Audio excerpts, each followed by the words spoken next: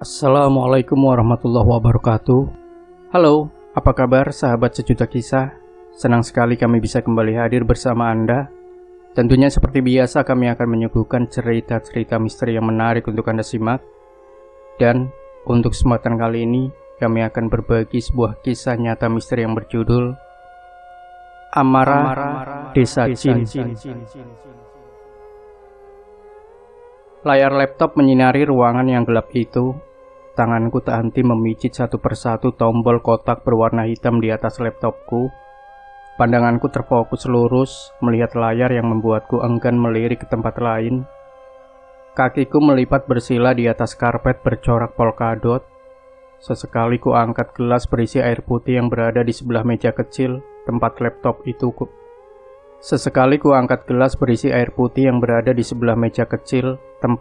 itu kuletakkan. Kuarahkan mataku ke bagian ujung bawah kanan layar laptopku. Tak terasa waktu menunjukkan pukul 20.00. 7 jam sudah aku terfokus membuat paper tugas kuliahku di hari Minggu ini. Hari ini aku hanya berniat untuk menyelesaikan tugasku itu, karena besok adalah deadline pengumpulan tugas ini. Kuangkat tangan dan aku luruskan, kurapatkan jemari tanganku dan menariknya, mengisyaratkan otot-ototku telah lama kaku. Suara gertakan tulang-tulang sendiku riuh bersautan. Alhamdulillah, selesai juga. Ucapku merebahkan badanku di atas karpet. Kutatap langit-langit kamar yang gelap. Ruangan 4x3 meter itu terlihat seperti goa kecil. Aku melamun. Alunan dering teleponku merusak lamunanku. Aku spontan melirik ke arah handphone yang layarnya menyala itu. Ku ambil dan kulihat, ternyata ibuku menelpon. Tak pikir panjang, aku pun menjawabnya. Assalamualaikum, ucap ibuku. Waalaikumsalam, jawabku sembari berjalan ke dispenser untuk mengisi gelas yang kosong. Dek, di mana? Tanya ibuku lirih dengan bibir yang terdengar gemetaran. Sembari mengisi gelas dengan air putih itu, aku menjawab, di kosan, Mah. Ada apa ya? Wak Isa sudah meninggal, Dek, kata ibuku dengan nada yang haru. Aku tak langsung menjawab. Aku hanya termenung menatap kosong galon di depanku. Tanganku tak bisa berhenti menekan keran dispenser hingga air tumpah menyeruah dari dalam gelas yang kuisi. Innalillahi wa inna ilaihi roji'un, ucapku lirih dibarengi air mata yang perlahan mengalir di pipi, kemudian jatuh setelah menempel dari daguku. Wak Isah, ya, nama asli uwakku, ibu dari Lita.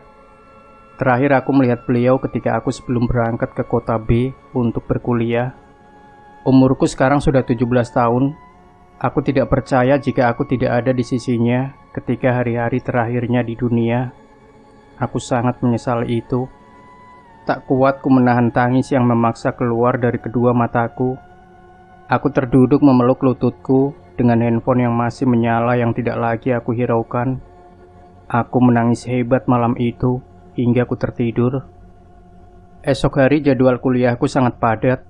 Karena aku masih ada di semester-semester awal, aku ingin sekali pulang, tapi orang tuaku menolak.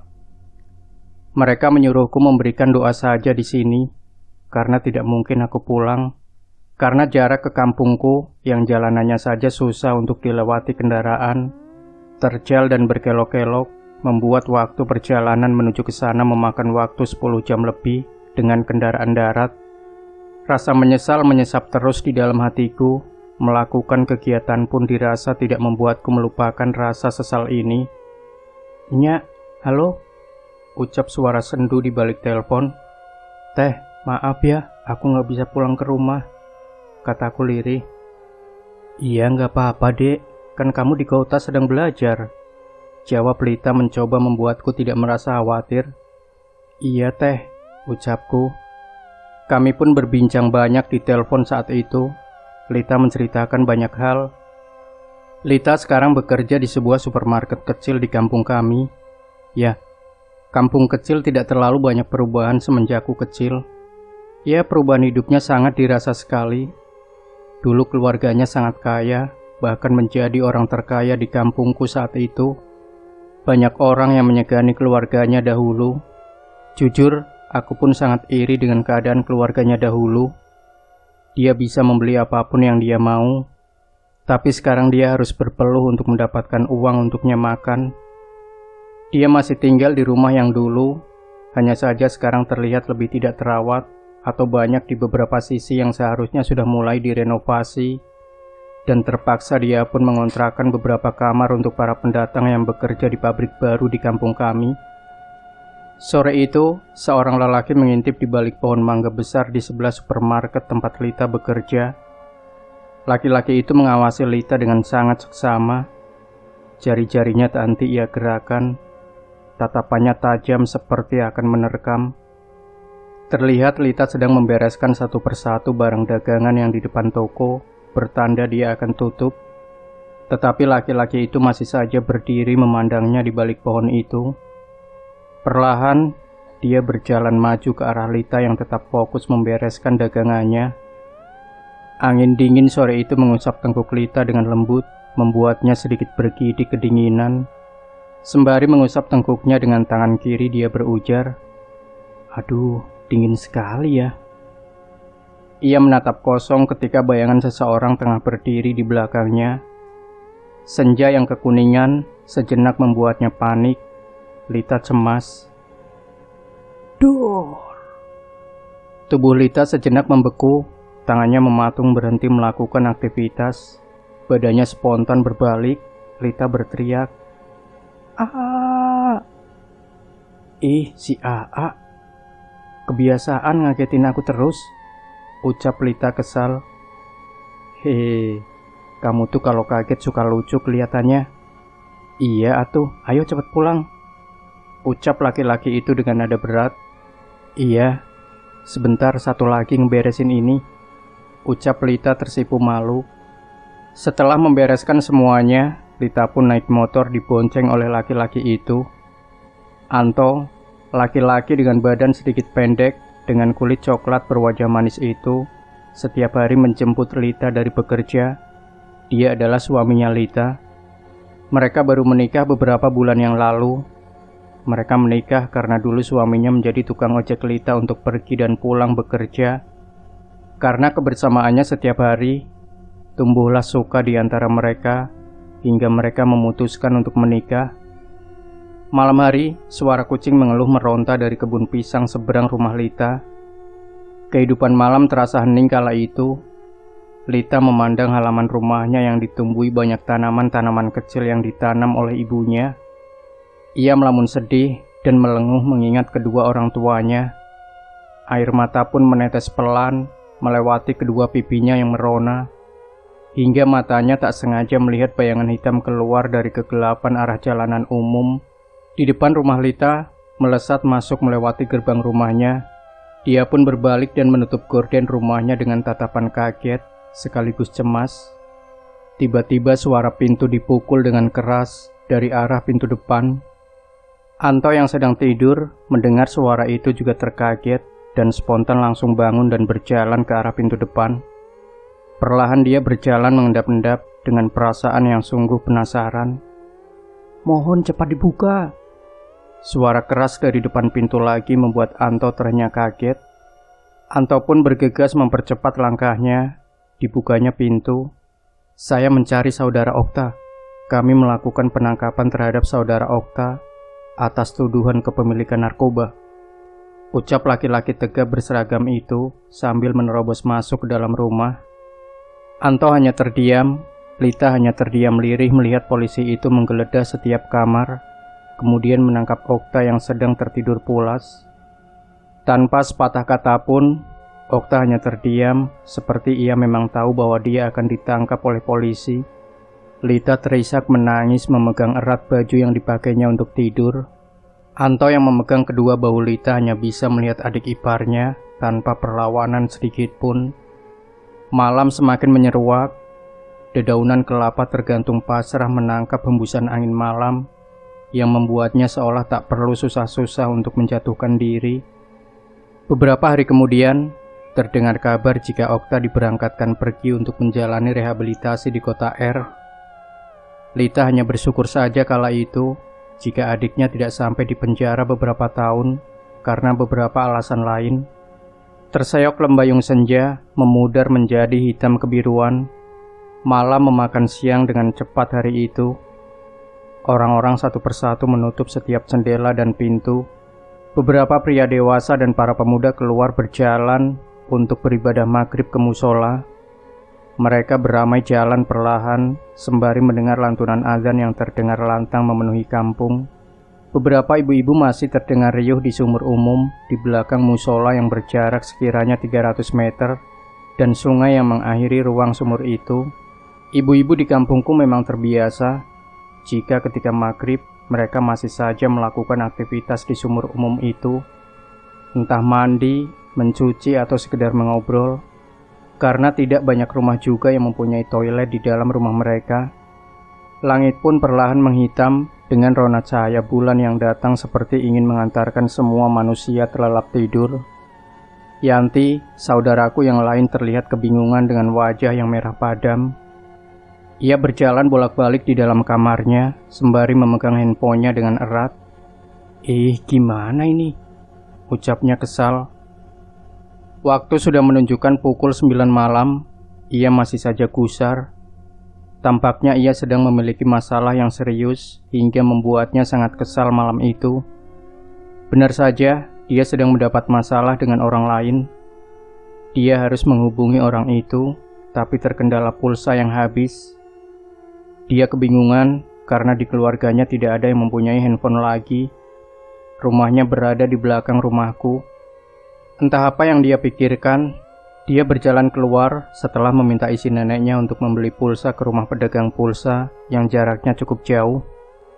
Ketika turun dari teras, dia mendapati semua sandalnya basah karena gerimis sedari sore tadi. Tak mempermasalahkan itu, Yanti memakai salah satu sandal itu dan bergegas pergi. Karena rumahnya yang berada persis di belakang rumahku, dia harus melewati halaman rumahku dulu untuk mencapai jalanan umum. Otomatis dia harus melewati pemakaman pribadi keluarga kami, dan satu sumur yang dihususkan untuk keluarga kami yang tinggal di sekitar itu saja. Yanti melihat pria tua tak memakai baju dengan celana selutut dan kain sarung yang melingkar di pinggangnya, yang tak lain adalah kakeknya sendiri, berkata lirih sembari memegang tali timba. Neng, mau kemana? Bapak, ini pak, mau beli pulsa, jawab Yanti lembut. Kenapa? Ini kan sudah malam, Neng, tanya kakek itu menyeloroh penasaran. Ada keperluan penting banget, pak, jawab Yanti jelas. Oh ya?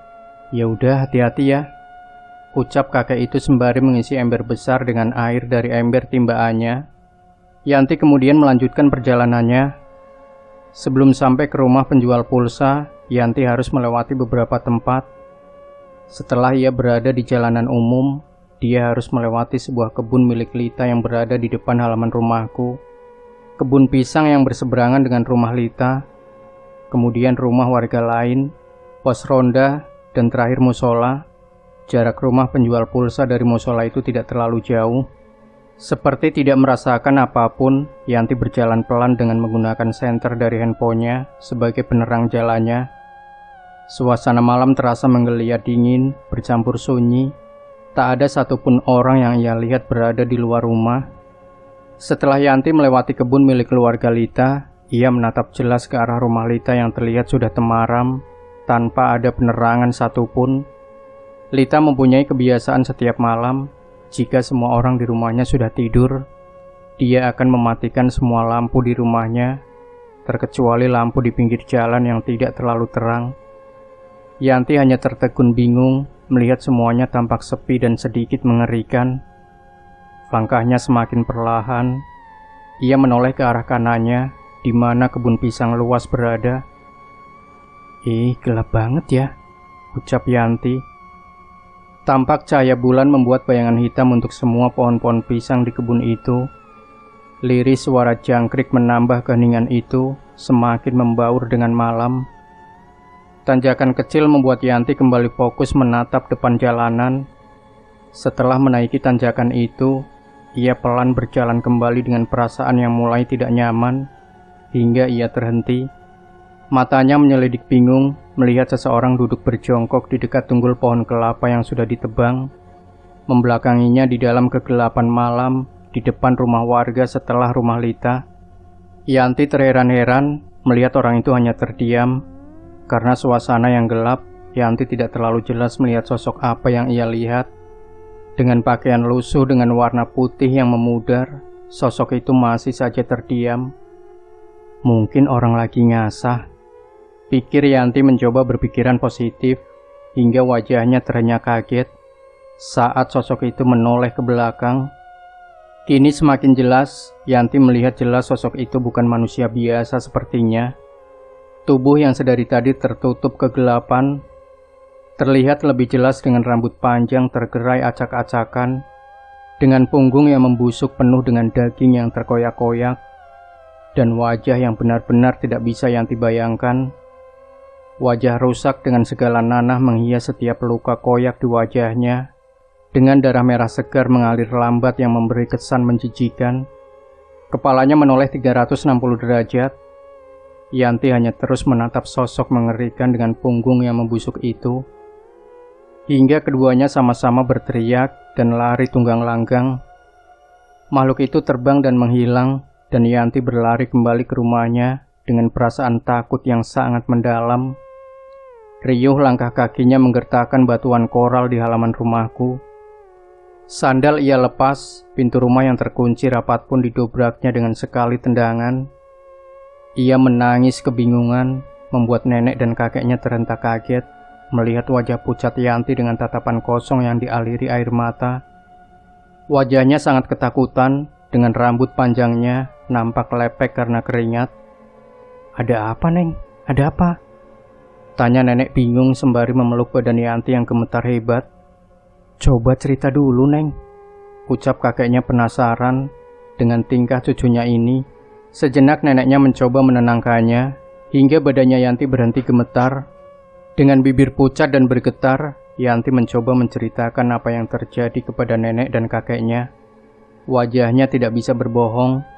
Ia masih saja takut dengan sesekali bergidik ngeri, mengingat sosok apa yang ia lihat tadi.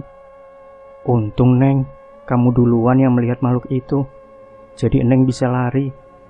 Coba kalau makhluknya ngelihat Neng duluan, Neng pasti nggak bisa apa-apa, bakal berdiri aja di tempat itu." Jelas kakek merespon cerita Yanti berdasar cerita-cerita orang tua zaman dahulu jika melihat makhluk lelembut. Setelah mendengar cerita itu, penasaran kakek Yanti pergi berjalan keluar menuju tempat Yanti melihat sosok itu. Ia berjalan tergesa-gesa sembari memikirkan kengerian yang Yanti rasakan beberapa menit sebelumnya. Tak membutuhkan waktu yang lama, kakek Yanti melihat tempat itu ramai dengan orang-orang. Ya, orang manusia. Mereka sedang beraktivitas malam kala itu. Ada yang di pos ronda yang memang biasanya mereka berada di situ sebagai keamanan setiap malamnya. Bahkan ada warung yang buka pula di sebelah pos ronda. Dan beberapa anak kecil dengan ibu mereka sedang mengobrol di depan teras musola. Kakek Yanti pun heran dan mencoba menanyakan ke salah satu orang di sana. Hasilnya nihil, sedari tadi tempat ini memang ramai, tidak ada kejadian apapun. Kakek Yanti hanya terdiam semakin bingung apa yang sebenarnya terjadi dengan Yanti. Setelah menanyakan hal itu, kakek Yanti berjalan pulang menatap kebun pisang yang gelap itu. Dengan perasaan masih saja bingung, merinding, kakek Yanti bergidik ngeri dan mempercepat langkahnya kembali pulang. Esok hari, kejadian yang menimpa Yanti tadi malam direspon negatif oleh para warga di kampungku saat itu. Mereka mengolok Yanti yang hanya berhalusinasi malam itu. Semua orang tidak mempercayai Yanti begitu saja. Mereka anggap itu kebohongan Yanti hanya untuk menakuti para warga. Hingga selepas maghrib malam itu, semua membungkam mulut mereka. Binatang malam mulai beraktivitas seperti biasanya. Angin berhembus dingin menelisik setiap celah daun-daun kelapa. Suara decit alat timba di sumur umum itu terdengar lebih sepi dari biasanya. Goresan daun-daun waru merobek pelan di atas tanah. Adzan baru saja berhenti berkumandang. Maida baru saja selesai mandi petang itu. Ember berisikan air, ia tumpahkan kembali ke dalam ember yang lebih besar sebagai tampungan air untuk mencuci esok hari. Tak ada orang lain kala itu, ia hanya sendiri melakukan aktivitas mengisi penuh ember tampungannya. Matanya perlahan melihat nanar ke bawah sumur yang sangat dalam.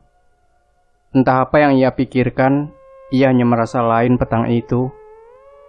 Setelah air memenuhi ember besar, ia berjalan keluar dengan membawa ember yang kecil berisi air. Dengan memakai handuk yang ia pakai menutupi bagian dada sampai di atas lutut, ia perlahan meninggalkan sumur umum tersebut. Jarak sumur ke rumahnya mungkin tidak terlalu jauh, tapi kala itu ia merasa lama sekali untuk sampai ke rumahnya. Mempercepat langkahnya pun terasa lamban. Janggal, pikir Maida. Ia meneruskan perjalanan dengan perasaan yang kurang enak. Ia tidak melihat orang sama sekali di sekitar sana. Hanya rumah-rumah warga yang lampunya sudah menyala. Angin dingin mencium pelan tengkuk Maida. Ia gemetar cemas merasakan suasana petang itu. Setelah melewati musola dan warung di sebelah pos ronda, ia merasa lega karena melihat orang lain sedang berdiri. Alhamdulillah, ada orang juga, ucap Maida dalam hati. Tapi ia sedikit mengangkat alisnya ketika memperhatikan bagian bawah orang itu tidak menapak tanah.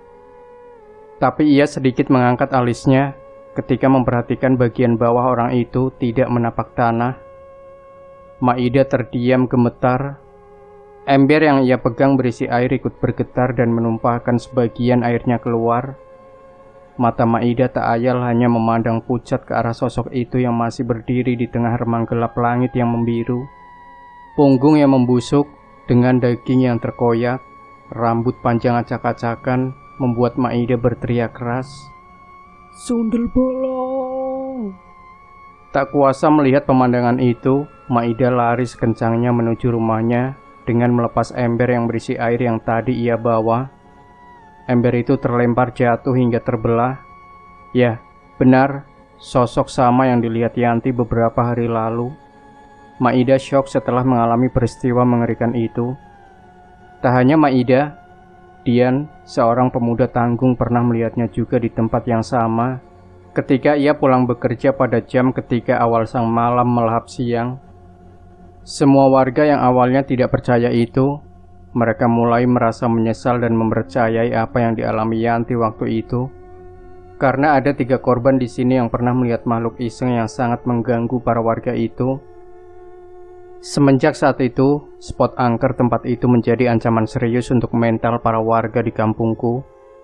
Terlebih spot yang hanya sebuah tunggul kelapa dengan selokan di pinggirnya itu diketahui adalah tali alas, yang artinya tempat masuk atau keluarnya para dedemit, jin, lelembut dan sejenisnya itu ketika malam menjelang. Kisah ini pun bukan lagi menjadi fiktif belaka, menyebar menjadi buah bibir yang dibicarakan banyak orang sampai ke kampung lain yang masih satu desa dengan kampungku.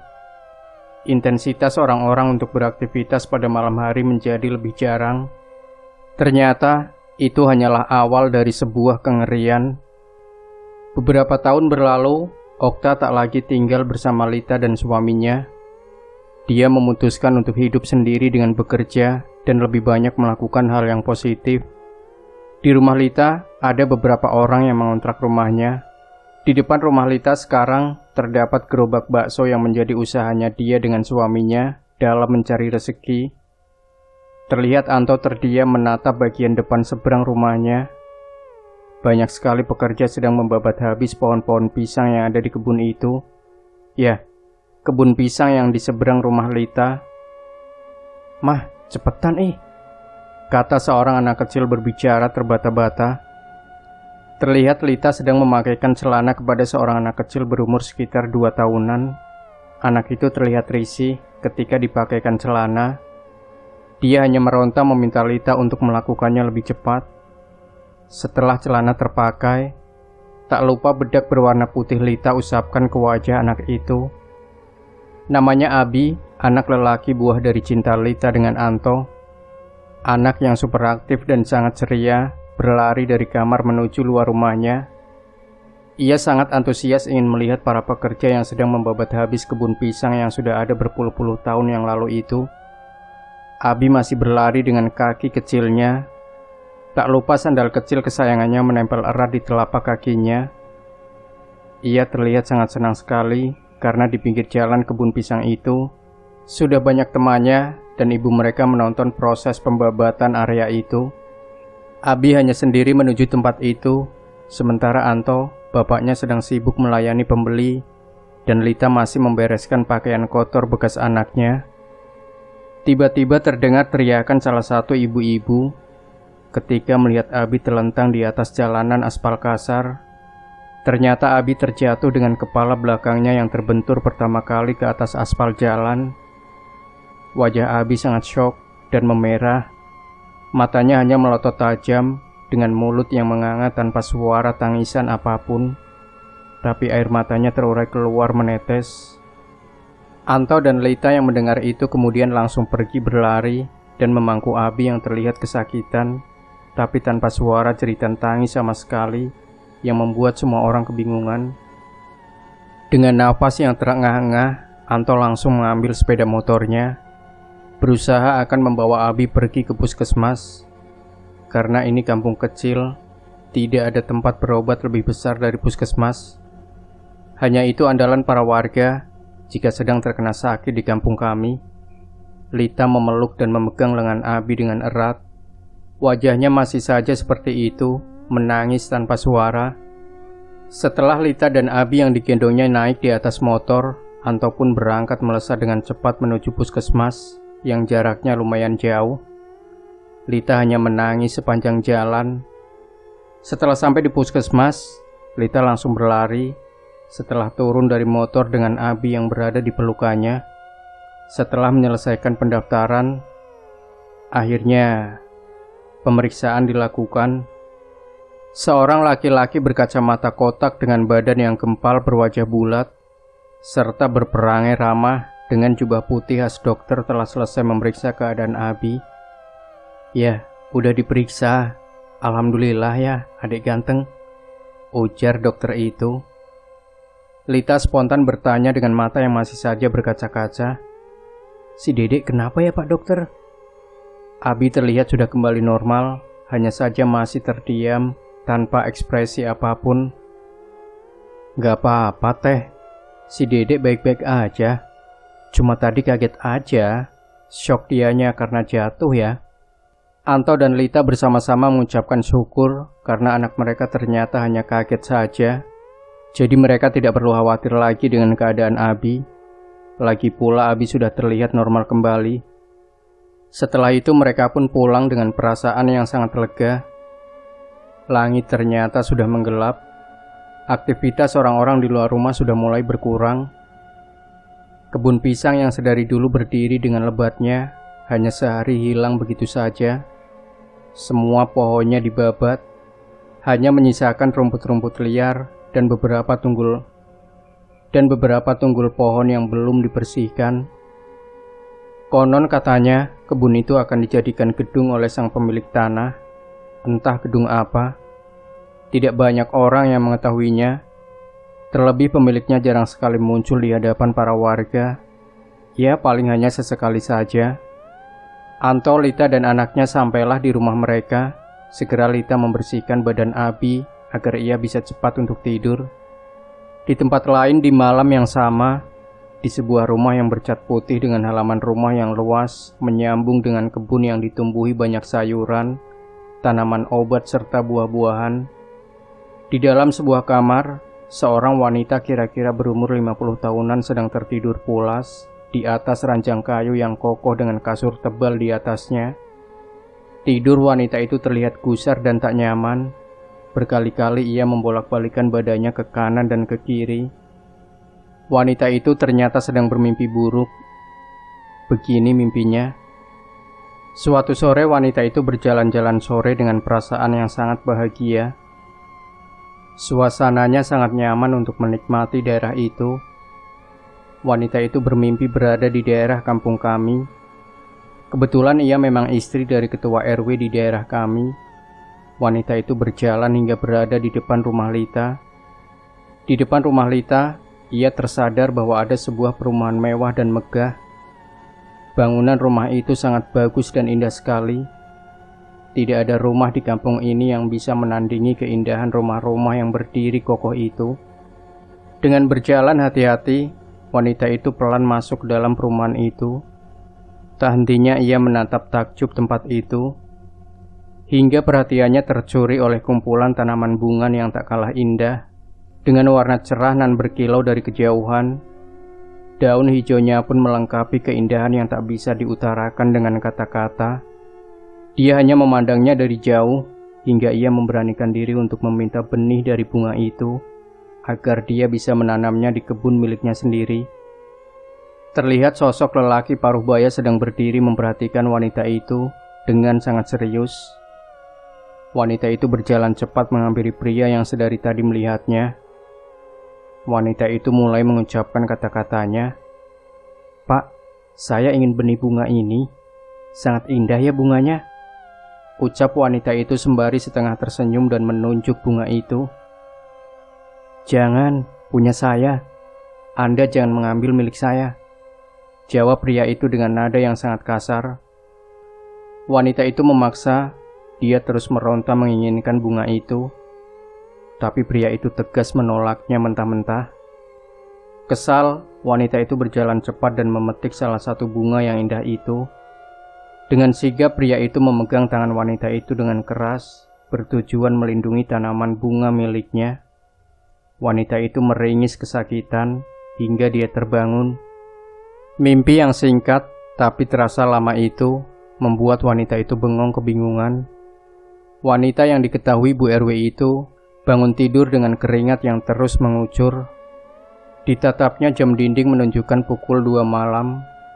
Suasana masih gelap. Semilir angin malam mengetuk jendela yang sedari tadi terbuka. Bu RW hanya terdiam menatap kosong jendela itu. Saat Bu RW akan turun dari ranjang untuk menutup jendela, ia sontak meringis kesakitan. Tangan kanannya bengkak memerah, hampir melepuh. Ia merasa aneh, bahkan berkedip ngeri. "Kenapa tanganku?" pikirnya. Sesaat dia teringat mimpi itu. Ternyata mimpinya benar-benar terjadi, karena tangannya benar-benar terasa sangat sakit sekali. Dia berjalan tergopoh menahan sakit di tangannya. Tetesan air matanya mengalir lamban, mengusap pipinya yang sudah berkeriput. Ia keluar kamarnya mencari anaknya. Bu RW memanggil anaknya yang tidur di kamar lain. Perlahan tangannya mengeluarkan bau yang sangat busuk. Nanah melingkar erat mengalir di tiap bagian kulit tangannya. Ia semakin meringis kesakitan. Mengapa harus seperti ini? Bukankah itu hanya mimpi? Kenapa akibatnya sampai terasa ke dalam dunia nyata? Ada apa dengan semua ini?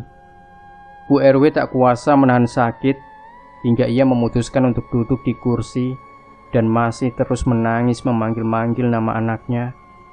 "Jaka, Jaka, Jaka," teriak Bu RW.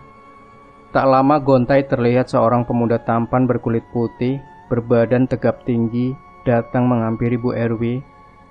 Dia tak kalah kaget melihat tangan ibunya yang membusuk. Diangkatnya ibunya dan membangunkan istrinya, dan langsung membawa Bu RW pergi menuju puskesmas.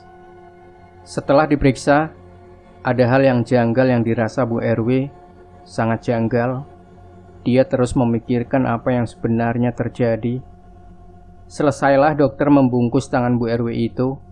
Dokter hanya bergidik ngeri setelah mendengar cerita dari Bu RW yang sangat tidak masuk akal. Pukul 4 dini hari, Bu RW duduk di ranjangnya ditemani menantunya yang mencoba terlelap tidur di sebelahnya. Dengan tangan kiri yang dipegang erat oleh menantunya, ia melamun memikirkan mimpi yang menjadi kenyataan itu. Dia teringat dengan rumah Lita yang di depannya ada perumahan yang bagus sekali. Pagi menyingsing, matahari mulai menunjukkan eksistensinya lagi setelah tertutup bulan semalaman. Cahayanya begitu cerah menemani embun menetes dari daun ke daun. Para petani bersenda gurau berjalan menuju ladang mereka. Gelak tawa menghias setiap langkah kaki mereka. Terlihat Anto sibuk membersihkan gerobak bakso di depan rumahnya. Lita sedang berada di dapur, fokus memilah-milah pakaian kotor yang akan ia cuci pagi ini. Daster coklat bermotif bunga kenanga itu sedikit basah karena keringat. Ternyata ia baru saja menguras bak kamar mandi dan berniat melanjutkan untuk mencuci. Hingga Lita terbengong mengingat-ingat sesuatu. Oh ya, baju si Dedek. Lita langsung berlari mengambil baju kotor anaknya yang kemarin ia taruh di atas lemari kecil di kamarnya. Saat Lita membuka pintu kamarnya, dia terkaget melihat anaknya Abi sedang menangis keras sambil menunjuk sudut ruangan kamar. Lita sontak menarik badan Abi dan mencoba menenangkannya. Ada apa, Dek? Gak ada apa-apa. Ucap Lita menenangkan.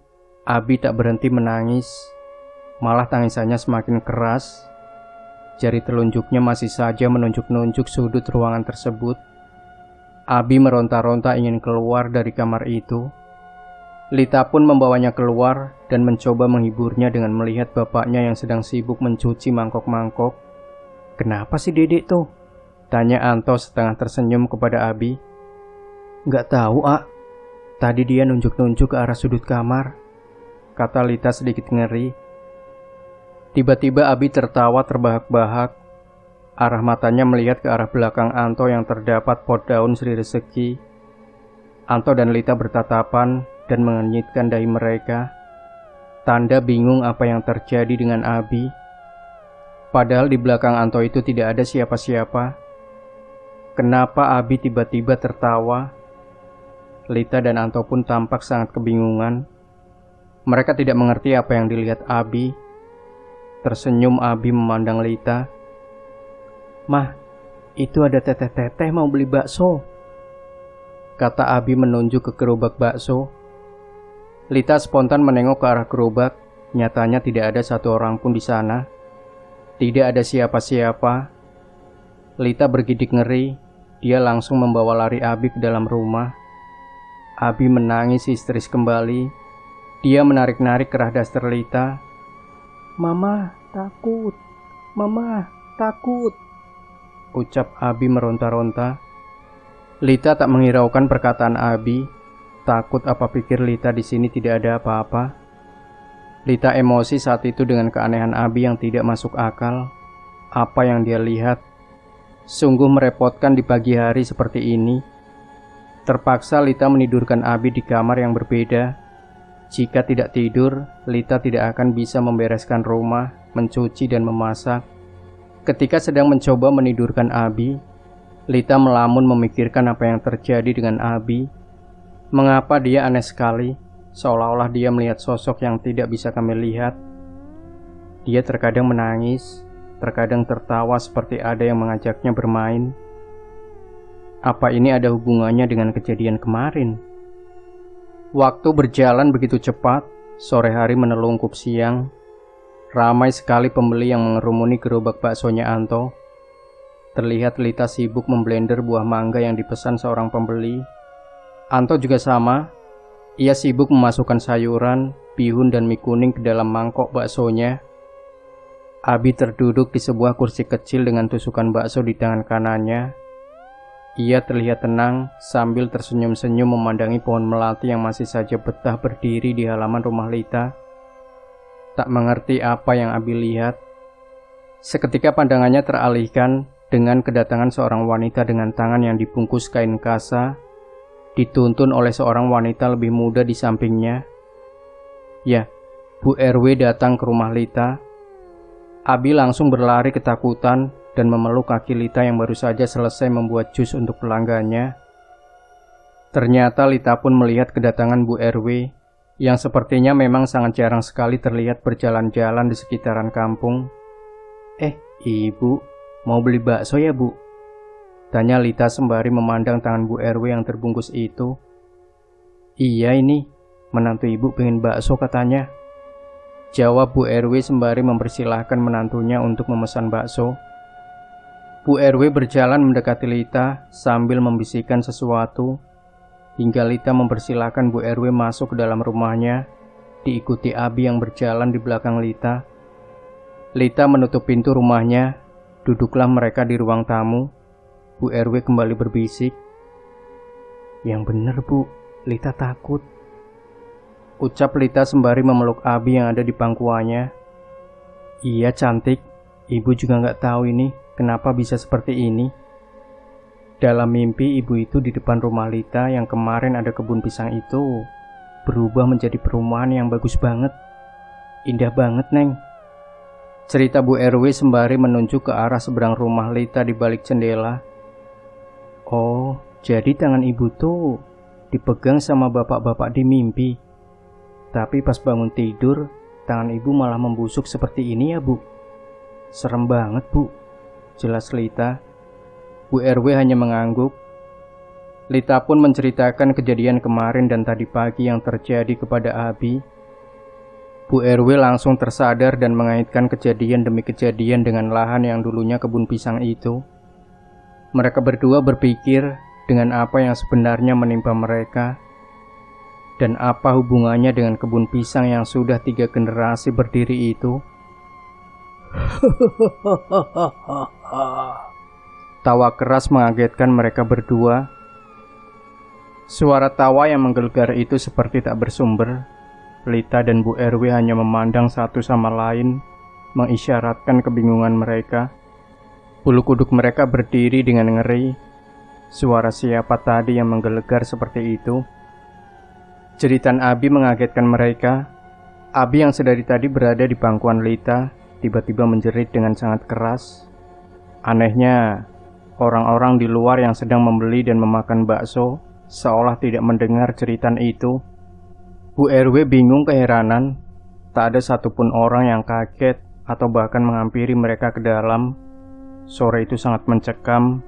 Dipegang eratnya tubuh Abi oleh Lita. Perlahan dia bangun dari duduknya, kemudian membuka pintu dan pergi keluar. Bu RW mengikuti Lita dari belakang sambil gemetar memegangi tangannya yang masih terbungkus. Bu RW terlihat seperti kesakitan. Setelah di teras rumah, Lita seakan-akan sadar melihat Bu RW yang terus saja memegangi tangannya dengan wajah yang kesakitan. Nanah bening menembus kain perban yang sudah membungkus tangan Bu RW. Lita spontan memegangi tubuh Bu RW yang terlihat condong seperti akan terjatuh. Semua orang panik melihat apa yang terjadi kepada Bu RW. Menantunya yang sedang asik mengobrol sambil memakan bakso yang dipesannya, tiba-tiba berlari menghampiri Bu RW yang masih dipegangi Lita dan Anto. Mereka pun membawanya untuk duduk di kursi. Sementara menantunya menelpon suaminya, yakni anak dari Bu RW, Jaka. Tak berselang lama, Jaka datang dengan mobilnya dan berwajah sangat panik. Dengan cepat ia keluar dari mobil dan langsung menghampiri ibunya. Kemudian meminta Anto untuk menggotong Bu RW agar masuk ke dalam mobil. Menantunya kemudian ikut masuk dan melambaikan tangan dari dalam mobil dengan kaca jendela yang setengah terbuka. Lita hanya tertegun bingung. Apa semengerikan itu yang dirasakan Bu RW? Ia menengok ke arah Abi yang sedang asik bermain, tapi sendiri. Lita kemudian terduduk di lantai. Sementara para pelanggan yang tadi ada di sini, satu persatu selesai makan dan kemudian pergi, hingga tempat itu kembali sepi. Ada apa, Neng? Kok bisa kayak gitu? Tanya Anto menyelidik. Nggak tahu, A. Aku cuma kaget aja ngelihat Ibu RW. Terang Lita yang masih saja terduduk di lantai teras rumahnya. Anto hanya mengangguk penasaran. Terus, kamu tahu tangannya Ibu RW itu kenapa? Tanya Anto kembali. Lita hanya mengangguk, kemudian mulai bicara menceritakan apa yang Bu RW ceritakan kepada Anto. Anto dengan serius mendengarkan apa yang Lita bicarakan. Sementara Abi masih saja asik bermain sendirian. Ketika Lita serius bercerita kepada Anto, seorang wanita yang umumnya berkisar 25 tahunan datang menghampiri mereka. "Teh, beli bakso," kata wanita itu lirih. Kemudian Anto dengan cepat membuatkan pesanan si wanita itu. Terlihat wanita itu dengan seksama memandangi Abi yang terlihat duduk sendiri. Pandangan wanita itu sangatlah berbeda dari kebanyakan orang. Dia serius melihat apa yang dilakukan Abi kala itu. "Si Dedek sedang main bersama kakaknya ya?" tanya wanita itu kepada Lita. Lita terdiam memandang wanita itu, kemudian mendekat menyelidik. "Hah? Teteh bisa melihat siapa yang sedang bersama Abi?" tanya Lita setengah berbisik. Wanita itu hanya mengangguk. "Teh, saran dari saya, cepat bawa ke orang pinter si dedeknya. Bukan sesuatu yang baik yang mendekat si dedek, teh." Lirih suara wanita itu sembari mengambil plastik yang berisi bakso dari tangan Anto kemudian pergi. Ketika Lita akan mengejar wanita itu, menanyakan siapa yang harus mereka temui, wanita itu seolah telah hilang begitu saja, ditelan senja berwarna jingga kala itu. Sore itu Anto memutuskan untuk tidak membuka warung baksonya sampai malam. Ia akan berdiskusi dengan Lita kemana mereka akan membawa Abi. Di tengah diskusi mereka, Anto teringat kepada seseorang yang ia kenal yang tinggal tidak terlalu jauh dari pemukiman mereka. Hanya saja jalan yang harus ditempuh agak terjal untuk menuju ke rumahnya. Tak berpikir panjang, Lita langsung mengambil tas yang berisi beberapa pakaian Abi dan minyak kayu putih. Digasnya motor oleh Anto dan melesat pergi menuju rumah paranormal yang dimaksud oleh Anto. Di kegelapan malam, dengan semak-semak dan pohon yang menemani setiap lajuan motornya Anto, Lita tak hentinya beristighfar dan meminta pertolongan dari Tuhannya. Tangannya memegang erat gendongan dari kain batik panjang berwarna coklat muda dengan motif bangau yang membuat Abi merasa gusar. Ia seolah tidak ingin pergi ke tempat yang mereka tuju. Suasana semakin mencekam. Terlebih Anto tidak terlalu ingat jalan menuju rumah si paranormal itu. Mereka berkeringat dengan perasaan yang campur aduk. Sangat tidak bisa diterima akal suasana malam itu. Mereka hanya ingin menyembuhkan anaknya yang bersikap tidak pada biasanya. "Ah, masih jauh nggak ya?" tanya Lita terlihat panik. "Bentar lagi, Neng." Lita hanya mengangguk sambil terus memegangi Abi yang berada di gendongannya. Tangan kirinya memegang erat jaket yang dikenakan Anto malam itu. Semilir angin malam memeluk erat tubuh mereka bertiga. Ranting-ranting pohon menjalar seperti tangan yang berusaha menggapai. Suara burung malam mengetuk ngeri perasaan mereka. Tak ada motor lain kala itu.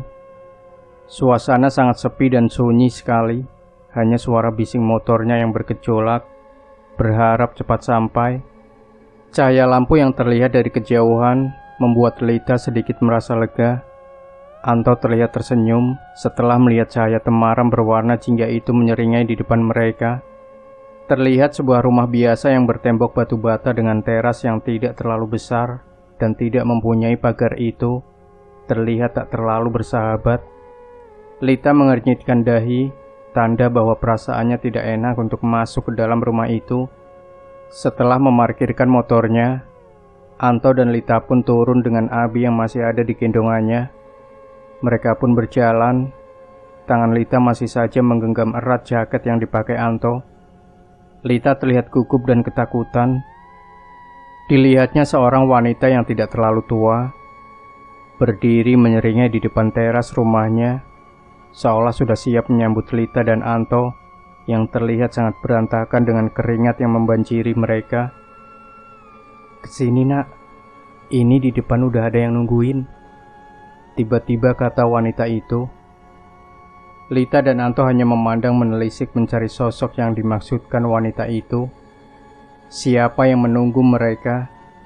Jelas-jelas wanita itu hanya sendirian di temaram lampu tempel yang menguning itu.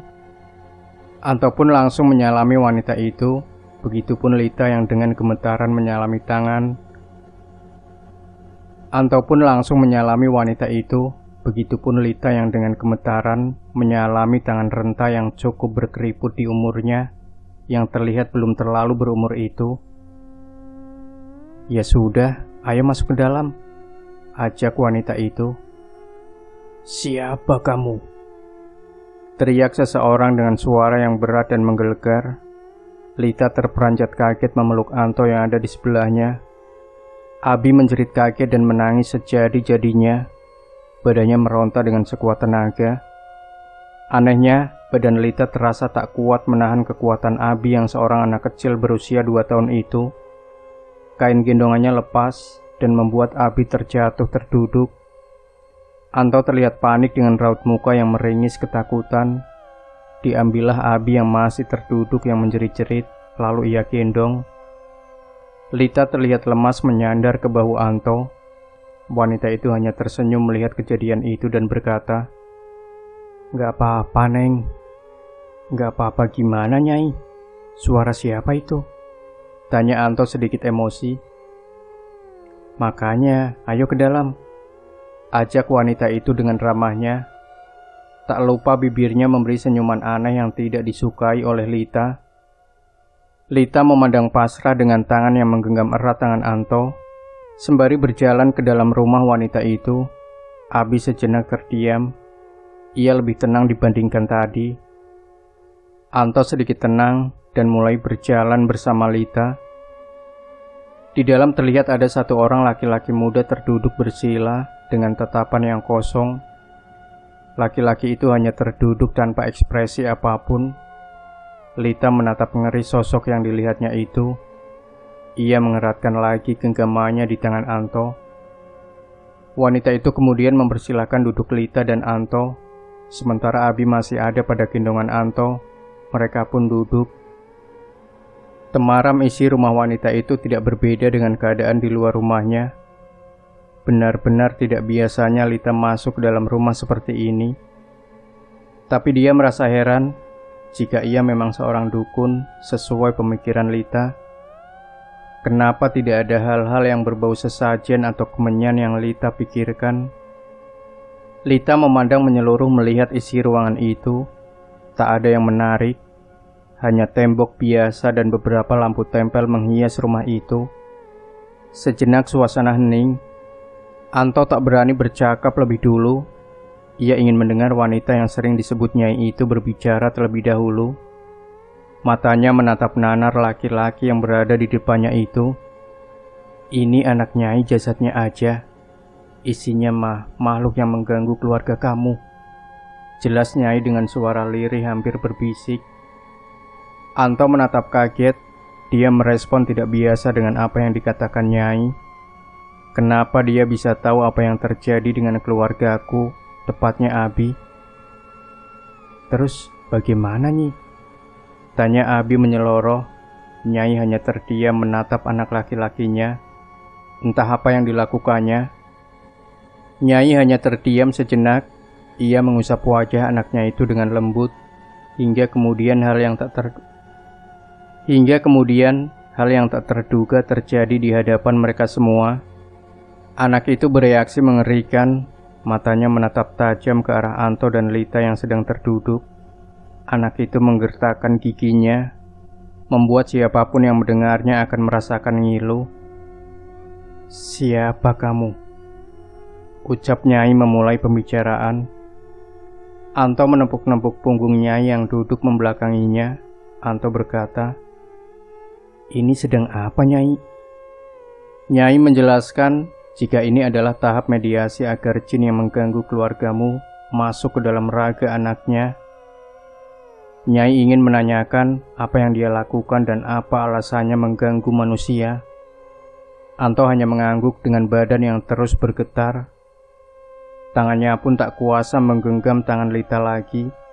Terlihat Lita hanya diam memeluk Abi anaknya dengan erat. Abi hanya menatap kosong wajah ibunya. Di bawah lampu tempel yang remang, wajah itu terpejam.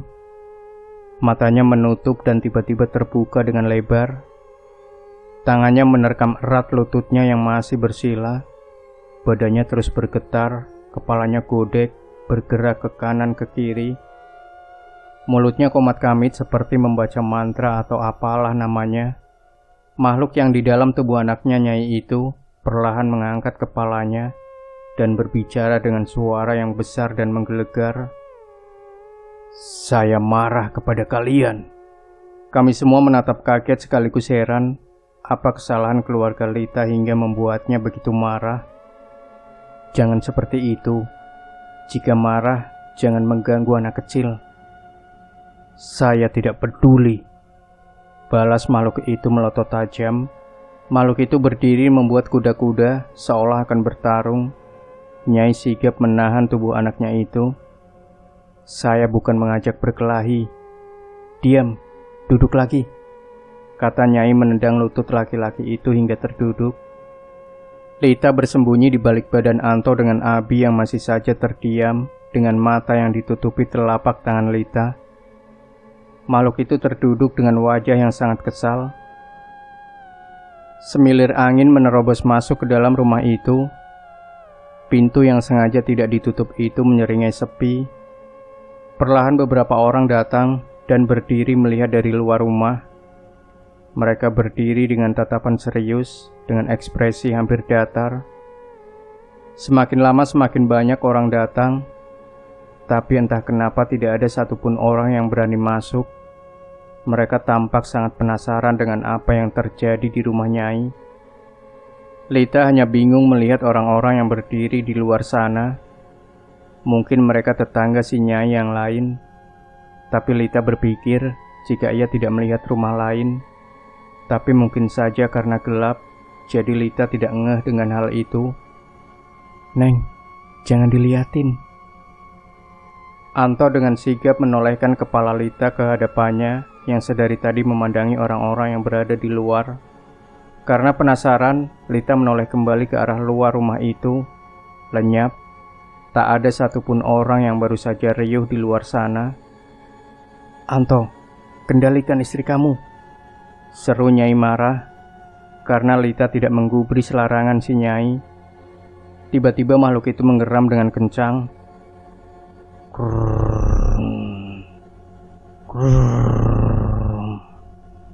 Suara makhluk itu persis suara macan.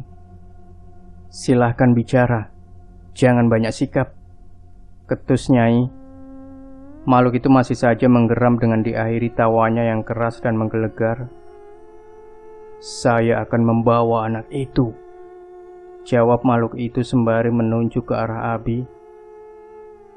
Abi menjerit memeluk ibunya yang sedari tadi terkulai lemas. Anto terlihat sangat pucat, dia sangat ketakutan. Tangan Nyai memukul jari makhluk itu.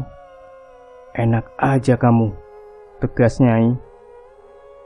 "Kamu siapa? Saya tanya, jawab," seru Nyai lagi. Mata makhluk itu terpejam kembali dan menunduk dengan tangan yang berada di atas lututnya. Seketika suasana hening. Semua orang terdiam. Anto tak berani menggerakkan tangan kaki atau bahkan tubuhnya. Semua orang terdiam. Anto tak berani menggerakkan tangan kaki atau bahkan tubuhnya. Mereka membeku. Abi memeluk ibunya dengan wajah yang membenam di balik baju ibunya. Lita memegang erat badan Abi dengan penuh ketakutan. Perlahan mulut dari anak Nyai itu membuka, kemudian dia berkata, "Saya dan rakyat saya tidak suka tempat tinggal saya dibersihkan seperti itu," jawab makhluk dengan wajah yang murka. "Tempat Anda yang mana?" tanya Nyai serius. "Kebun pisang. Saya tidak punya rumah untuk rakyat saya," jawab makhluk itu. Seperti jatuh dari jurang yang dalam, Anto dan Lita bertatap muka, membuka mata mereka lebar-lebar. Mereka mulai teringat beberapa kejadian aneh yang terjadi, entah penampakan yang banyak terjadi sekitar kebun pisang itu, hal aneh dengan keluarga mereka yang dialami orang sekitar, bahkan Bu RW. "Makanya Anda urus bangsa Anda, jangan mengganggu bangsa manusia," ucap Nyai. "Kan Anda pemimpinnya," lanjut Nyai. Makhluk itu menyeringai menunjukkan senyumnya. Semua menatap takut melihat senyuman mengerikan dari bibir anak Nyai yang seolah memberikan isyarat yang bertujuan buruk. Alunan suara sang malam menggebrak menusuk telinga mereka yang merintih ketakutan. Nyai terlihat gentar menghadapi perilaku makhluk itu. "Sudah takdir saya mengganggu manusia," ucap makhluk itu diakhiri dengan senyuman khasnya. Nyai menyeringai, wajahnya terlihat sangat serius. Ia seperti sedang memikirkan sesuatu.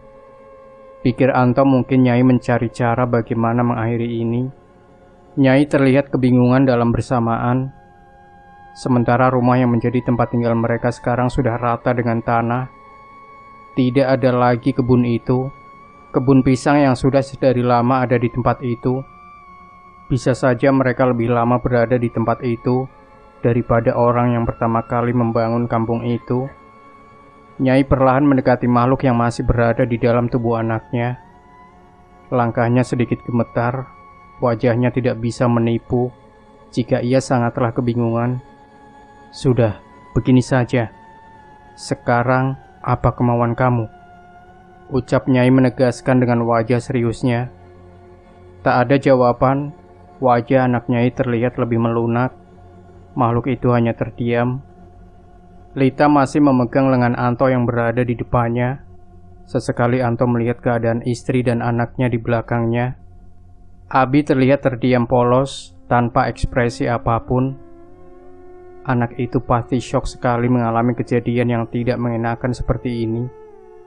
Jangankan dia, orang tuanya saja terlihat sangat ketakutan, apalagi anak berumur 2 tahun itu. Wajah menunduk itu kemudian terangkat kembali. Makhluk itu menjawab pertanyaan Nyai.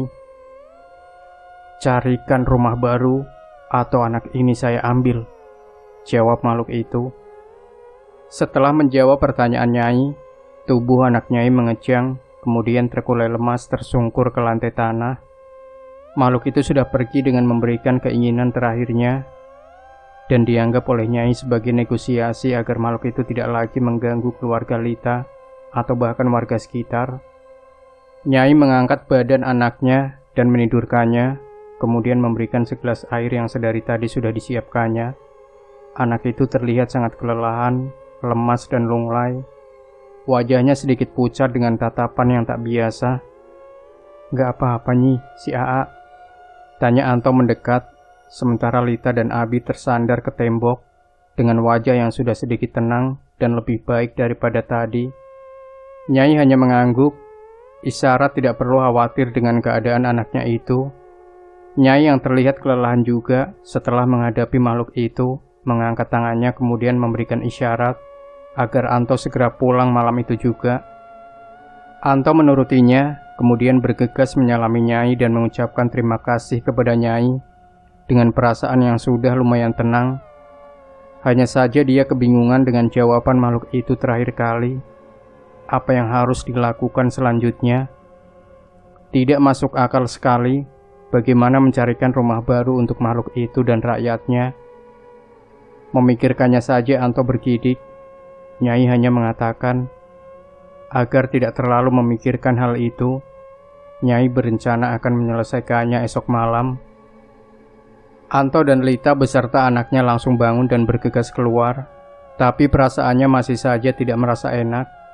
Terlebih ia harus menempuh perjalanan pulang kembali dengan mengendarai motornya pada malam ini juga. Anto hanya takut kengerian yang lain akan terjadi ketika di perjalanan pulang. Setelah menstarter motornya, ia menghampiri Lita dan Abi yang menunggunya. Kemudian mereka pun naik motor dan langsung melesat pulang. Dalam pikiran Anto, bagaimana caranya mereka harus cepat sampai ke rumah. Tak hanya Anto, Lita terlihat masih memikirkan hal yang sama seperti Anto. Abi terlihat sudah tertidur di gendongnya. Malam semakin malam, udaranya semakin dingin memeluk erat kulit mereka. Hawa mencekam menghantui perasaan mereka. Mereka masih ingat dengan apa yang tadi terjadi. Semuanya tidak bisa dilupakan begitu saja. Mata Anto masih terfokus menatap jalanan yang disinari lampu motornya. Di sisinya gelap gulita. Hanya dedaunan yang menyerbu jatuh menyentuh bagian-bagian tubuh mereka. Kesenjangan dalam hati mereka kian berkecamuk. Tangan Lita menyergap erat jaket yang dipakai Anto. Suasana jalanan tak beda jauh dengan saat mereka menuju rumah Nyai. Hanya saja udara lebih terasa dingin. Tak terjadi apa-apa hingga mereka menjumpai beberapa rumah warga yang lain. Dan itu membuat mereka mulai merasa aman dan nyaman. Setelah memasuki kampung, tak lama mereka pun datang ke rumah. Lita dan Abi yang berada di gendongnya turun perlahan dari atas motor. Lita sejenak berdiri di depan teras rumahnya, sementara Anto bergegas memasukkan motor ke dalam rumah mereka. Lirih, Lita menatap tajam ke lahan luas yang dulunya kebun pisang itu telah menjadi tanah dengan rumput-rumput liar. Dia seolah terpana dengan suasana gelap bekas kebun itu. Matanya nanar memandang. Anto yang sudah memasukkan motornya langsung sejenak melihat Lita keluar yang masih saja berdiri, kemudian menarik tangan Lita dan mengajaknya untuk masuk ke dalam rumah dan beristirahat. Setelah berada di kamar, Abi yang di bangkunya perlahan Lita tidurkan di atas kasur. Dengan hati-hati agar tidak terbangun. Setelah itu Lita berjalan keluar dan mengambil handuk untuk membersihkan diri. Terlihat Anto sudah menjatuhkan tubuhnya di kasur dan mencoba untuk tidur. Setelah selesai mandi, Lita duduk di pinggir anaknya yang sedang tertidur pulas. Ia memandangi anak itu dengan perasaan iba. Dia tidak ingin berpisah dengan anak semata wayangnya ini. Tak terasa tangisan lembut menghias ruang kamar itu. Lita pun perlahan berbaring di sebelah anaknya dan kemudian tidur. Keesokan harinya, pagi yang seperti biasa menjelang, kicauan burung bernyanyi riang, kilauan embun berjatuhan dari dedaunan talas, riuh suara ibu-ibu mengobrol di sumur umum. Pagi itu sangat normal sekali. Anak-anak bergerombol pergi untuk sekolah, tapi suasana rumah Lita sangat terasa tidak mengenakan. Anto dan Lita merasa tidak nyaman di rumah itu. Padahal biasanya terasa biasa saja. Perasaan mereka masih saja tidak enak. Apa kejadian semalam masih membuat mereka merasa seperti lain, pikir Lita. Sayur-sayur. Suara cempreng tukang sayur memanggil-manggil di depan rumah Lita. Segera Lita mengambil dompet dan menghampiri tukang sayur langganannya tersebut. Beberapa ibu-ibu datang pula mengerubungi dagangan tukang sayur itu. Seperti biasa, mereka akan mengobrol membicarakan satu topik.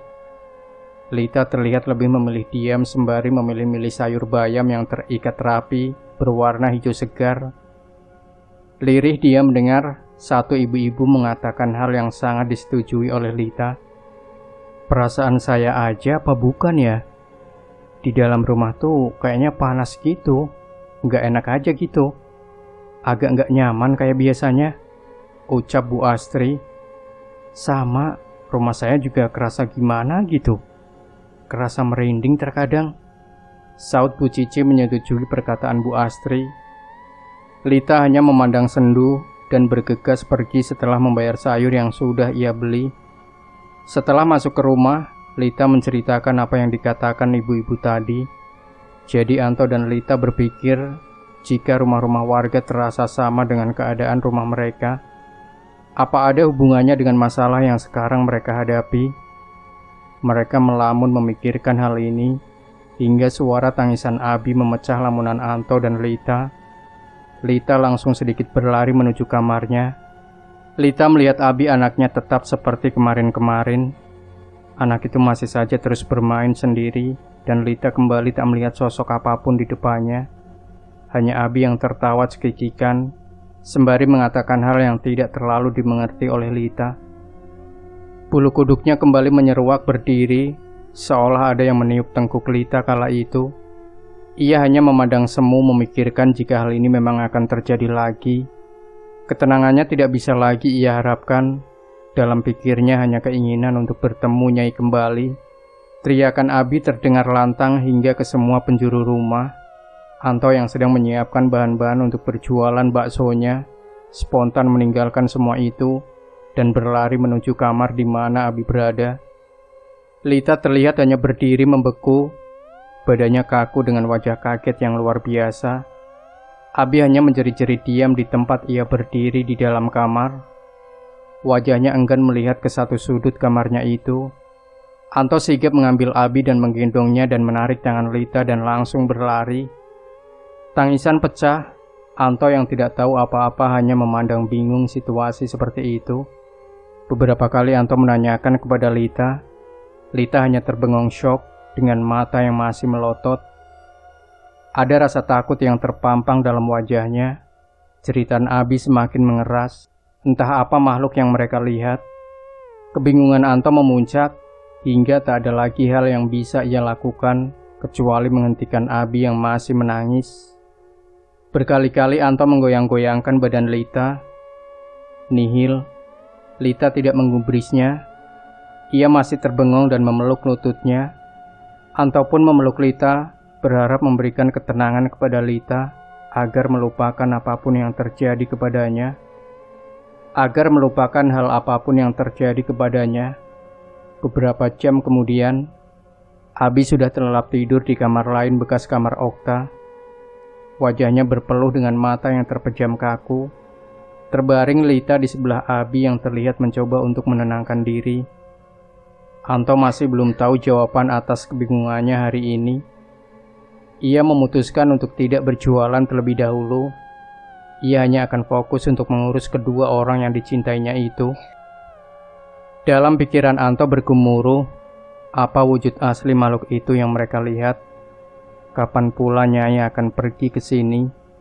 Anto tak bisa lagi berpikir jernih. Dengan sepiring nasi dan lauk ikan, Anto mencoba menyuapi Lita yang masih saja terdiam tanpa mengucapkan sepatah kata pun. Ia hanya melihat Abi yang masih tertidur pulas di sebelahnya. Malam menyeruak, langit semakin menggelap membiru dengan beberapa bintang menghias ramah di setiap gelombang awan yang perlahan menghilang. Suasana rumah Lita tak berbeda. Mereka masih saja seperti itu dari siang tadi, takut untuk melakukan aktivitas apapun. Gemuruh suara motor mengagetkan mereka. Sebuah motor terparkir di depan rumah Lita. Anto bergegas membukakan pintu meskipun tidak ada yang mengetuk. Anto hanya berpikir itu adalah Nyai yang sudah berjanji akan pergi ke rumahnya. Anto terhentak kaget ketika melihat sosok yang ada di depannya dengan pakaian khas perempuan tua. Dengan memakai kain batik yang ia pakai sebagai rok panjang ke bawah. Dengan wajah yang sedikit mengeriput, sosok itu berdiri tegap dengan ekspresi yang bergidik. Di belakangnya terlihat anak muda yang Anto ingat sekali wajahnya. Alhamdulillah, Nyai datang, ucap Anto gembira. Nyai hanya menyeloroh berjalan perlahan menyalami Anto yang berada di depannya. Anto segera menyingkir dari hadapan Nyai. Kemudian anak muda yang di belakangnya, yakni anaknya itu mengikutinya dari belakang. Tampak kengerian dari wajah mereka. Anto hanya berjalan tanpa memikirkan suatu hal. Ia hanya ingin semua ini kembali seperti semula. Banyak, sangat banyak, ucap Nyai gemetar. Anaknya hanya mengangguk saja sembari melihat sekeliling rumah ini. Sudut demi sudut mereka datangi dengan perlahan. Banyak? Banyak apa Nyi? Tanya Anto. Setan, jawab Nyai mantap sembari menoleh melihat wajah Anto. Terhenyak dengan penuh kebingungan, Anto menghentikan langkahnya yang sedari tadi mengikuti Nyai dan anaknya. Saya tidak tahu sampai sebanyak ini, saya tanya. Sekampung pantesan ini mah. Wujudnya sangat jelek sekali, gumam Nyai. Anto tak bisa menyembunyikan ketakutannya. Ia hanya mengelus lembut tengkuknya, sembari melihat ke belakangnya. Anto tak bisa menyembunyikan ketakutannya. Ia hanya mengelus lembut tengkuknya, sembari melihat ke belakangnya. Dia khawatir akan melihat sosok tak kasat mata tersebut. Tidak hanya itu, anak dari Nyai pun menjelaskan hal yang membuat Anto semakin bergidik ngeri, bahwa di semua rumah yang ada di kampung ini, masing-masing rumah mereka dihuni oleh makhluk-makhluk ini. Sepertinya makhluk itu dan rakyatnya memutuskan untuk tinggal di setiap rumah warga yang berada di sekitar bekas kebun pisang itu. Semuanya menempati setiap rumah, sehingga akan memberikan efek yang sangat tidak nyaman dengan rumah para warga. Nyai menambahkan, Jika melihat ke dalam dunia mereka, rumah para warga semuanya sangat gelap, karena satu rumah bisa ratusan sampai ribuan makhluk penghuninya. Berhubung rumah Lita adalah rumah yang paling dekat, intensitas aktivitas mereka, rumah Lita lebih kompleks, bahkan makhluk penghuninya lebih banyak. Mereka terlihat membawa tas-tas, koper atau gerombolan, layaknya manusia yang akan pindah rumah atau diusir dari rumahnya. Pemandangan yang tak mampu Anto lihatnya sudah membuatnya gemetar takut, apalagi jika ia bisa melihat hal ini. Dari dalam kamar yang pintunya terbuka, Nyai melihat Lita dan Abi yang sedang tertidur pulas. Anto melihat Nyai memperhatikan istri dan anaknya. Tadi pagi. Tak sampai menyelesaikan ucapannya, Nyai memotong kalimat yang akan diucapkan Anto. Nyai sudah tahu. Anto hanya mengangguk menundukkan pandangannya. Iya, nggak apa-apa. Sudah, jangan dipikirkan. Si Eneng dan si Dedek tadi melihat salah satu dari makhluk itu. Jelas, Nyai.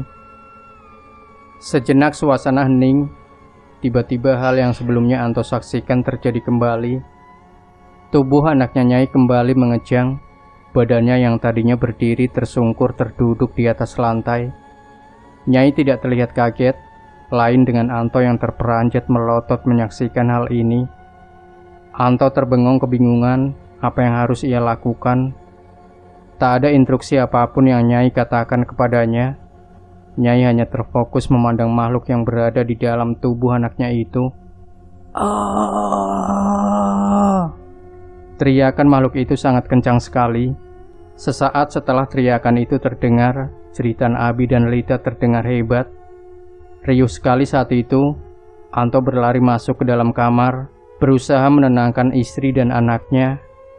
Lita terlihat memeluk Abi dengan erat di kamar itu. Anto langsung memeluk mereka berdua. Hingga tak disadar, Anto, anaknya Nyai melongok dari balik pintu kamar itu. Matanya melotot dengan bibir yang menyeringai, seolah-olah ia menikmati keadaan ini. Nyai yang berada di belakangnya menariknya kembali dan membuatnya untuk kembali duduk. Ternyata teriakan makhluk itu mengumpan warga lain menghampiri rumah Lita. Mereka berlarian masuk ke rumah Lita malam itu. Mereka berkerumun. Salah satu uwakku yang lain mencoba menenangkan keadaan Lita. Makhluk itu tetap berada di dalam tubuh anaknya Nyai. Nyai terlihat kewalahan ketika makhluk itu meronta-ronta. Wajahnya terlihat merah padam. Ia terus menatap benci pada Nyai. Wajahnya menegang, urat-urat tangannya menyembul, seolah ingin keluar dari lapisan kulitnya. Ia sama sekali lebih kejam dibandingkan dengan kejadian ketika di rumah Nyai. Makhluk ini lebih agresif. Dia terus menggeram seolah menakuti semua orang yang ada mengerumuninya di dalam rumah Lita. Nyai terlihat sedikit gemetar memandangi suasana riuh seperti ini. Badan anak Nyai yang berisi makhluk itu mengamuk. Beberapa warga laki-laki langsung spontan memegangi badan anak Nyai itu sesuai instruksi dari Nyai. Tangan dan kaki dipegang kuat oleh 4 orang laki-laki, tapi itu nihil. Mereka bahkan tidak kuat menahan tubuh anak Nyai yang dirasa mereka sangat kuat sekali. Nyai memberi instruksi kembali, menambah beberapa laki-laki hingga 8 orang yang memegangi anaknya itu. Badannya terus menggeliat marah. Wajahnya murka dengan guratan urat kepala yang menghias wajah yang memerah itu. Anda jangan suka membawa keburukan di sini, ucap Nyai marah. Makhluk itu menatap lurus wajah Nyai. Ia tampak sangat murka atas apa yang dikatakan Nyai. Ia sangat tidak terima tentang hal itu. Nyai menatap tajam kembali mata makhluk itu. Semua warga yang berada mengerumuni kejadian ini. Semakin lama semakin ramai. Anto melihat dari balik pintu di kamarnya. Lita dan Abi terlihat sedikit lebih tenang. Mereka tak berani untuk pergi melihat kejadian ini lagi. Anto menatap khawatir. Geraman makhluk itu kian mengeras memenuhi isi rumah. Nyai mencoba menenangkan makhluk itu dengan melakukan negosiasi kembali. Karena jika didiamkan, makhluk ini akan semakin meronta-ronta, mengamuk dan menunjukkan bahwa dia sedang marah. Perlahan Nyai memegang bagian dahi makhluk itu yang sudah berkeringat, berharap agar makhluk ini bisa mulai untuk tenang, agar tidak lagi membuat warga harus kewalahan memegangi badannya yang bisa saja melukai warga di sini. Nyai menyuruh warga yang berkerumun untuk memberikan ruang lebih luas untuk Nyai dan makhluk itu. Para warga mengikuti instruksi Nyai yang terlihat sangat serius sekali. Para warga mengerti jika menghadapi makhluk lelembut itu adalah hal yang tidak mudah.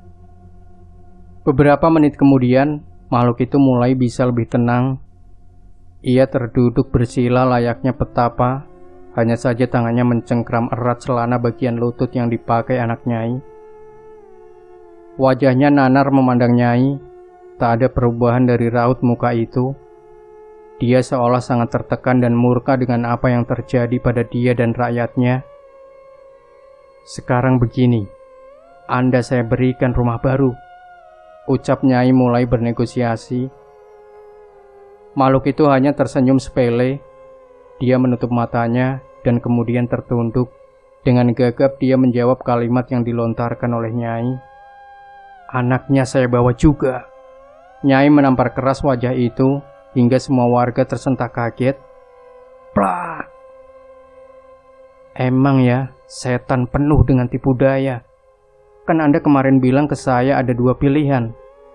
Sekarang saya memilih untuk mencarikan Anda tempat tinggal yang baru. Kenapa jadi Anda ingin mengambil anak itu juga? Jawab Nyai dengan amarah yang sangat meluap-luap. Makhluk itu tampak tak merasa bersalah. Wajahnya mulai tersenyum kembali. Ia seakan sudah merasa berhasil melakukan tipu daya kepada manusia seperti Nyai. Nyai tertegun seperti memikirkan suatu hal. Ia menelisik jauh-jauh di dalam kepalanya apa yang mesti dia lakukan. Dia berada di posisi yang sangat sulit sekali kala itu. Suasana malam mulai menjemukan, tetapi warga masih ramai memenuhi ruangan tengah rumah Lita tersebut. Kemudian Nyai tiba-tiba menundukkan kepalanya dan terpejam. Semua orang keheranan. Makhluk itu tetap tersenyum memandang Nyai yang tiba-tiba seperti itu. Tak lama wajahnya terangkat kembali hingga terlihat raut wajah yang berbeda dari wajah Nyai. Ini bukan Nyai, pikir Anto menyelidik. Perlahan mulutnya membuka dan mengucap, Anda jangan mengganggu keluarga saya. Suara Nyai berubah lebih membesar, seperti suara seorang laki-laki. Lita perlahan menghampiri Anto yang masih berdiri di balik pintu. Dia membisikkan sesuatu kalimat di telinga Anto. Kayaknya itu kakek.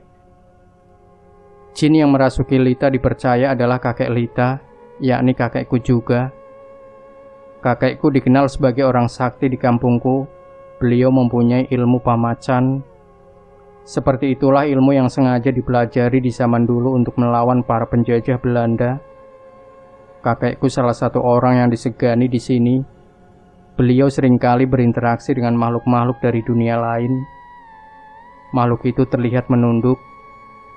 Nyai yang tubuhnya masih dikendalikan jin yang menyerupai kakekku itu mengangkat kepalanya dan terlihat ekspresi yang mengancam si pemimpin desa jin itu. Tampak kekesalan dan keputusasaan terlihat dari wajah makhluk itu. Dia terlihat kacau dan ketakutan.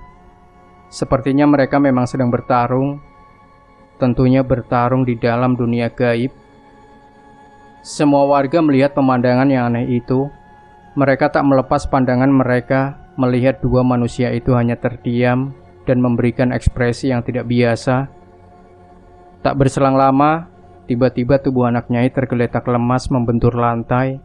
Terlihat lemah pemuda itu dibopong oleh salah satu warga di dekatnya menuju sofa yang berada di ruang tamu.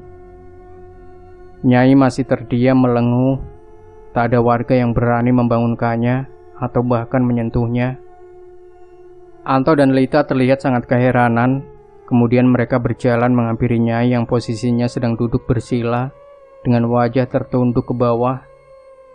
Tiba-tiba wajahnya terangkat mengagetkan Anto, Lita dan semua warga. Wajahnya penuh dengan peluh yang mencair, menjalar ke setiap kerutan wajahnya. Ia tergolek lemas dan jatuh tersungkur ke lantai. Lita langsung berlari menuju dapur dan mengambil 2 gelas air. Nampak wajah Nyai dan anaknya sangat kelelahan. Mereka terlihat lemas sembari duduk dan bersandar di atas sofa di ruang tengah. Terlihat wajah para warga yang penuh dengan pertanyaan. Setelah menenggak segelas air, Nyai terduduk tegap, sembari mengelap peluh yang jatuh dari dahinya. Nyai mencoba menjelaskan apa yang sekarang terjadi. Ya udah, jangan khawatir lagi. Nyai sudah dibantu oleh yang kuasa melawan jin yang berniat buruk.